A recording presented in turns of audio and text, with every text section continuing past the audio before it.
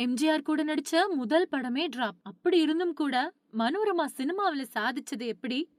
நாடகங்கள்ல நடிச்சு, திரைப்படங்கள்ல நடிக்கத் தொடங்குன மனோரமா, 1958வது வருஷம் "மாலையிட்ட மங்கை" திரைப்படத்தின் மூலமா தமிழ் சினிமாவுல அறிமுகமானாங்க. தமிழ் சினிமா உலகத்துல ஆச்சி அப்படின்னு அழைக்கப்படக்கூடிய மனோரமா, சினிமா உலகத்துல 1500 படத்துக்கும் மேல நடிச்சு, யாருமே எட்டாத உயரத்த எட்டுனவங்க அப்படிங்கிற பெருமைக்கு சொந்தக்காரங்க. கிளாசிக் சினிமாவுல அறிமுகமாகி, இன்னைக்கு இருக்கக்கூடிய இளம் தலைமுறை நடிகர்கள் வரைக்கும் பல நடிகர்கள் கூட இணைஞ்சு நடிச்சிருக்கக்கூடிய மனோரமா, எல்லார் கூடயுமே எளிமையா பழகக்கூடிய மனம் கொண்டவங்க. நாடகங்கள்ல நடிச்சு, திரைப்படங்கள்ல நடிக்கத் தொடங்குன மனோரமா, 1958வது வருஷம் "மாலையிட்ட மங்கை" அப்படிங்கிற திரைப்படத்தின் மூலமா தான் தமிழ் சினிமாவுல அறிமுகமானாங்க. ஆனா இவங்க அறிமுகமான முதல் படம் "ஊமையன் கோட்டை". எம்ஜிஆர் நாயகனா நடிச்ச இந்த படத்துக்கு கதை, திரைக்கதை எழுதிய கண்ணதாசன் அவரே தயாரிச்சிருந்தாரு. இந்த படத்தோட படப்பிடிப்பும் விறுவிறுப்பா நடந்துட்டு இருந்திருக்கு. இந்த படத்துல மனோரமா ஒற்றன் கேரக்டர்ல நடிச்சிருக்காங்க. ஒரு கட்டத்துல எம்ஜிஆர், கண்ணதாசன் இடையில ஏற்பட்ட மோதல் காரணமா படப்பிடிப்பு பாதியிலேயே நின்னுடுச்சு. அதுக்கப்புறமா படமும் கைவிடப்பட்டுருச்சு. இதனால முதல் படம் பாதியிலேயே நின்னு விரக்தி அடைந்த மனோரமா, கண்ணதாசன் மேல கடுமையான கோபத்துல இருந்திருக்காங்க. ஆனாலும் மனோரமாவ அறிமுகப்படுத்த முயற்சி பண்ணியிருக்கிறாரு கண்ணதாசன். இதோட காரணமா தான் திரைக்கதை எழுதி தயாரிச்ச "மாலையிட்ட மங்கை" திரைப்படத்துல காமெடி கேரக்டர்ல நடிக்க மனோரமாவ கூப்ட்டிருக்காரு கண்ணதாசன். ஆனா "ஊமையன் கோட்டை" படம் கைவிடப்பட்ட கோபத்துல இருந்த மனோரமா, கண்ணதாசன் அழைப்ப ஏற்க மறுத்துட்டாங்க. ஆனாலும் "நீ ஹீரோயினா நடிச்சா சில காலம் தான் நடிக்க முடியும். காமெடி வேடத்துல நடிச்சா கடைசி வரைக்கும் நிலைச்சிருக்கலாம்" அப்படின்னு சொல்லியிருக்காரு. கண்ணதாசனோட பேச்ச நம்பின மனோரமா, "மாலையிட்ட மங்கை" படத்துல காமெடி கேரக்டர்ல நடிச்சிருக்காங்க. இந்த படம் ரொம்ப பெரிய அளவுல வெற்றி பெற்ற நிலையில, மனோரமாவுக்கும் அடுத்து பட வாய்ப்புகள் கிடைச்சிருக்கு. அதுக்கப்புறமா பல படங்கள்ல காமெடி அப்புறம் குணச்சித்திர வேடங்கள்ல நடிச்ச மனோரமா, திரையுலகத்துல பல சாதனைகள பண்ணி இன்னைக்கு வரைக்குமே நிலைச்சிருக்காங்க.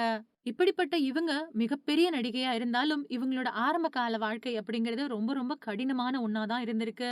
மனோரமா தன்னோட தாயின் கருவறையில இருந்து இந்த உலகத்த கண்ட அடுத்த நொடியில இருந்தே அவங்களுக்கான சவால்கள் காத்திருக்க ஆரம்பிச்சிருச்சு. அவங்க பிறந்த உடனேயே பிறந்தது பெண் குழந்தை அப்படிங்கிறத தெரிஞ்சுக்கிட்ட அவங்களோட அப்பா, அம்மாவையும் குழந்தையையும் வீட்ட விட்டு வெளியில அனுப்பிட்டாரு. கைக்குழந்தையோட தனியா வந்த மனோரமாவோட அம்மா, அவங்கள ரொம்பவுமே கஷ்டப்பட்டு வளர்க்க ஆரம்பிச்சாங்க. ஒரு கட்டத்துல தன் தாயோட உடல்நிலை மோசமா இருக்குது அப்படிங்கிறத தெரிஞ்சுக்கிட்ட மனோரமா, தன்னோட பள்ளி படிப்ப பாதியிலேயே நிறுத்திட்டு, ஒரு வீட்ல குழந்தைய பாத்துக்கக்கூடிய வேலைக்கு போயிருக்காங்க.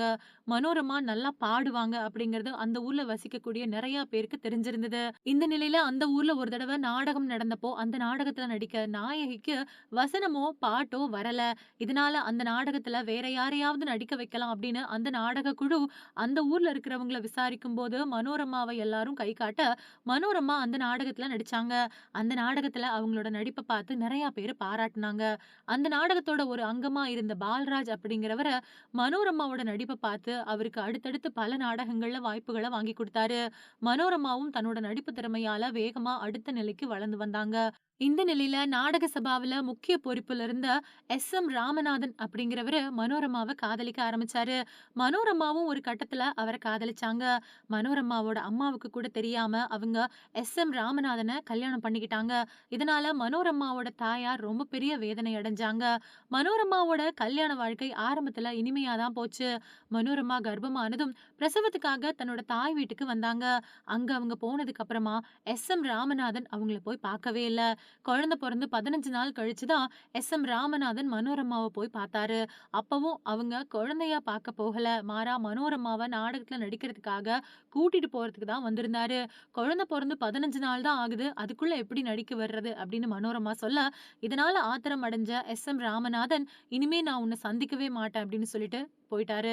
தன்னோட கணவன் ஏதோ கோபத்துல சொல்லிட்டாரு. கண்டிப்பா தன்னை அவர் சந்திக்க வருவாரு அப்படின்னு நினைச்சாங்க மனோரமா. ஆனா ஒரு வருஷம் கழிச்சு அவர்கிட்ட இருந்து விவாகரத்து பத்திரம் தான் வந்துச்சு. இதனால மனம் உடைஞ்சு போனாங்க மனோரமா. அது மட்டும் இல்லாம தன்னை அவரோட நாடக குழுவுல தக்க வச்சுக்கிறதுக்காக தான் காதலிக்கிறது மாதிரி நடிச்சு தன்னை அவர் கல்யாணம் பண்ணிக்கிட்டாரு அப்படிங்கிற உண்மையை தெரிஞ்சுக்கிட்டப்போ மனோரமா உடைஞ்சு போயிட்டாங்க. அதுக்கப்புறமா எஸ்.எம். ராமநாதன் இறக்குற வரைக்கும் அவர் மனோரமாவ சந்திக்கவே இல்ல. மனோரமா தன்னோட மகனுக்காகவே தன்னுடைய வாழ்நாள அர்ப்பணிக்க துவங்குனாங்க. அவரோட பையன் பேரு பூபதி. மனோரமா கடந்த 2015வது வருஷம் இறைவனடி சேர்ந்துட்டாங்க.